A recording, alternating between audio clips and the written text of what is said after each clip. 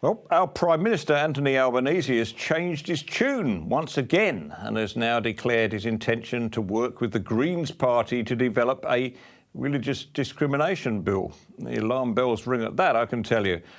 Despite his previous commitment to wait for bipartisan support before considering this kind of legislation, Australians of faith are now facing another threat to their religious liberties. Here tonight is someone who's leading the charge to push back to protect Australians' religious freedoms, the freedom to worship, and to talk about the truth of the gospel message. The head of the Australian Christian lobby, Michel Pierce, joins me to shed light on this alarming attack on religion generally and on Albanese's backflip and what it could mean for the future of faith and the faithful in Australia.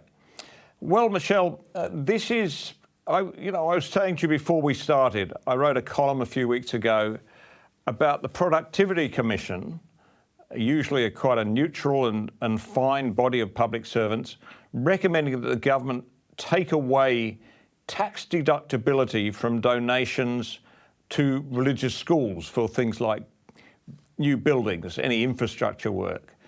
And the government's ruled that out, which I'm glad, but it does strike me that you are up against right now a really concerted campaign of secularisation from within government bureaucracies as well as from some political bodies. Is that true? Absolutely. And it is a shock to Christian institutions who really believe that the work that they do for society, for the communities, for the needy, is valued. They want to believe that the work that they do is valued and makes a real difference. But when you have the commission, the Productivity Commission coming out saying that religion shouldn't be part of tax-deductible gift recipient status, that can cause great offence. But we're seeing this growing rejection of religion through a lot of our government institutions, and especially things like our human rights commissions, equal opportunities commissions, law reform commissions, a real rejection of religion, and usually targeted mainly at Christianity and the values that we hold.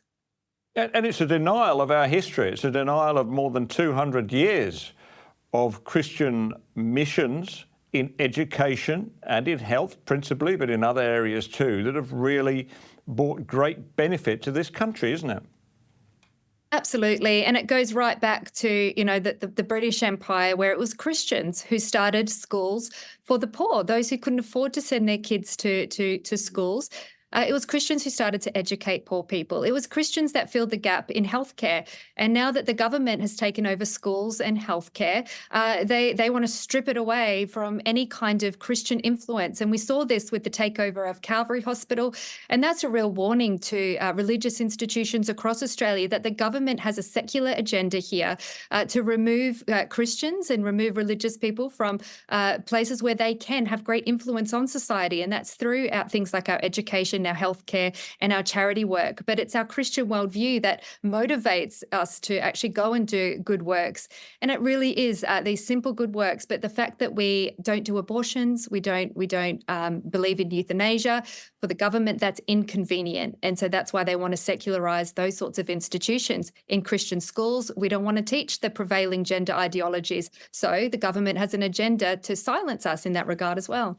Now, these attacks from within the intelligentsia, if you like, within the elites who, rule and govern us, I think they're completely out of touch with ordinary people. And here's why, Michel, because if you look at the attendance at faith-based schools, Catholic schools, Anglican schools, other church schools, other Christian schools, Islamic schools, if you like, Jewish schools, certainly, parents are queuing up to send their kids there. They have to join a waiting list to get into many of these schools because they're regarded as far superior to the offerings from the public sector, right? Absolutely. Just in 2022, 36% of kids were in non-government schools. Over 40% were in the non-government high schools. And it's interesting to note that 90% of those non-government schools are religiously affiliated, and most of those are Christian affiliated.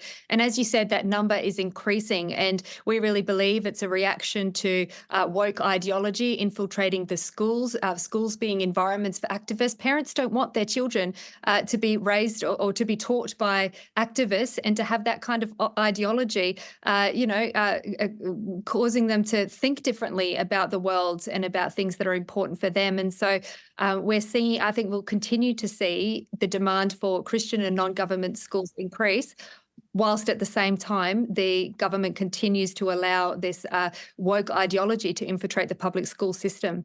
So the latest report to Parliament says that there should be basically no allowance made for faith, that a school is not allowed to make decisions according to articles on faith, whether that's about the teaching of gender ideology, whether it's about, how open you are about other things. In terms of hospitals, you can't have a hospital that decides that it's not going to carry out abortions for reasons of faith. That hospital, in the case of Calvary Hospital, was taken over by the government for that reason. This denial that people can have these beliefs and therefore actions based on those beliefs is a really sinister attack on freedom of faith to me, isn't it?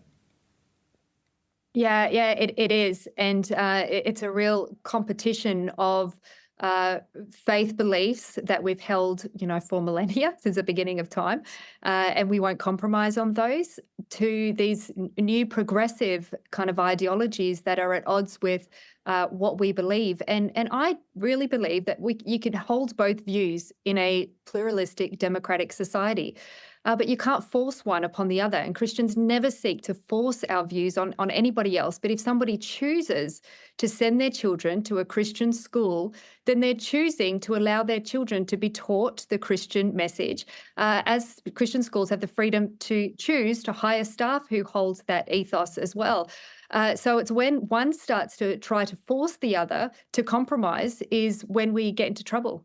I don't want to reduce all this to money, Michelle, but there's a free market issue here too, isn't there? Because usually people pay, and often they pay quite a considerable amount to send their kids to these schools, even though they've already paid in their taxes effectively for public education, they'll pay more. Now, if people wish to do that and they wish to send them to a particular school which has the kind of values and hopefully the kind of teaching discipline and ethos which they want, then they should be allowed to do so. What business is it of the states to intervene in that transaction? Absolutely. And the government would lose billions of dollars if Christian schools had to shut down and all of those kids in Christian schools had to go to government schools. That would be an incredible amount for the federal government to have to pay. And so Christian schools do a great service for the federal budget.